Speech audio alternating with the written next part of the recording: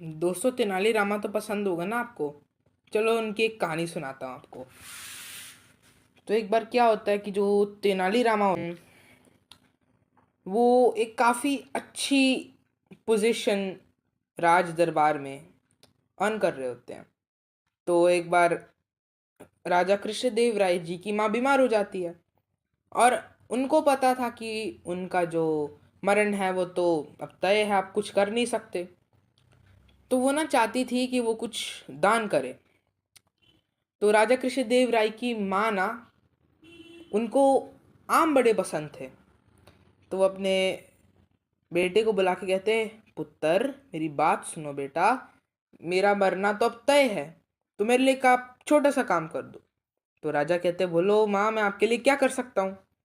तो राजा कृष्णदेव राय की माँ कहती है कि मैं चाहती हूँ कि तुम ना आम जो है, आम आम के जो फल है, तुम हमारे राज्य में जितने भी कॉमनर्स हैं, जिसमें मिडिल क्लास, गरीब लोग, higher middle class, lower middle class, low caste, high caste, इन सब को तुम आम डिस्ट्रीब्यूट करो।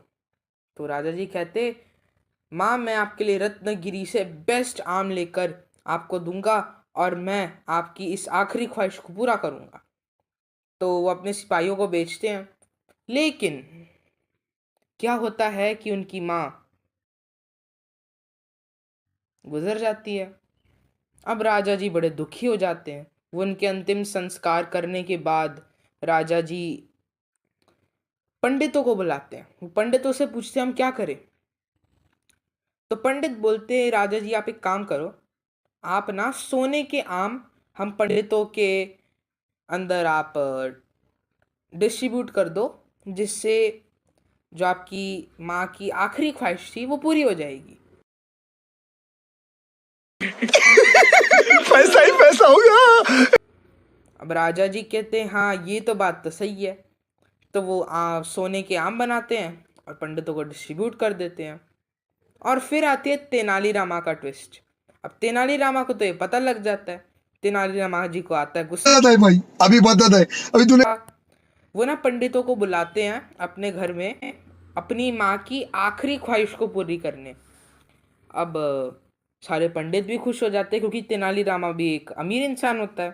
तो वो सोचते हैं कि उन्हें भी कुछ कुछ मिलेगा, या फिर वो भी तेनालीरामा को भड़का कर कुछ हासिल कर लेंगे। तो जाते हैं तो वो डर जाते हैं। वो देखते हैं उनके जो नौकर है उनके हाथ में गर्म लोहे के सरिये होते हैं। अब ना वो जो नौकर होते हैं वो पंडित के पीछे पड़ जाते हैं उन्हें मार। मुझे अपने घर जाना है। मुझे घर। कि तेनालीरामा कहते हैं, देखो भाई, मेरी माँ की इच्छा थी कि उनके मरने से पहले मैं उनके पैरों में गर्म लोहे के सरियों से मारूं, क्योंकि उनके पैरों में बहुत दर्द हुआ करता था। उस दर्द को मिटाने के लिए वो चाहती थी कि मैं उनके पैरों में उस गर्म लोहे के सरिये से मारूं। तो जो पंडित होते हैं वो कहते हैं, भाई हमें तुम्हारी माँ की आखिरी ख्वाहिश नहीं पूरी करनी है। तो तेनालीरामा कहते, भाई जब तुमने कृष्णदेव राय राजा जी की माँ की तुमने आखिरी ख्वाहिश पूरी कर दी, तो तुम मेरी ख्वाहिश क्यों नहीं पूरी कर सकते, मेरी माँ की आखिरी ख्वाहिश क्यों नहीं पूरी कर सकते। तो उन पंडितों को समझ आता है कि उनकी लालच की वजह से उन्होंने क्या कर डाला, उन्होंने क्या गलती कर डाली। फिर वो तेनालीरामा से माफ़ी मांगते हैं, कहते हैं हमें माफ़ कर दो, हम आज से कभी भी अपने पोजीशन का गलत इस्तेमाल नहीं करेंगे। उसके बाद तेनालीरामा कहते हैं कि तुम मुझसे वादा करो कि अपने इस पोजीशन को लोगों के वेलफेयर के लिए इस्तेमाल करोगे, और कभी भी इसका बुरा उपयोग नहीं करोगे। पंडित माफ़ करते हैं, माफ़ी मांगते हैं, और उसके बाद वो सोने के आम वही रख के चले जाते हैं। तेनालीरामा राजा जी के पास जाते हैं और उन्हें बोलते हैं, राजा जी देखो ये सब हुआ था। अब राजा जी कहते हैं, तुम्हारा बहुत बहुत शुक्रिया ये काम करने के लिए। अब राजा जी के दिमाग में एक सवाल उठता है, भाई देखो अब मैं करूं क्या, मेरी माँ की आखिरी ख्वाहिश मैं कैसे पूरी करूं।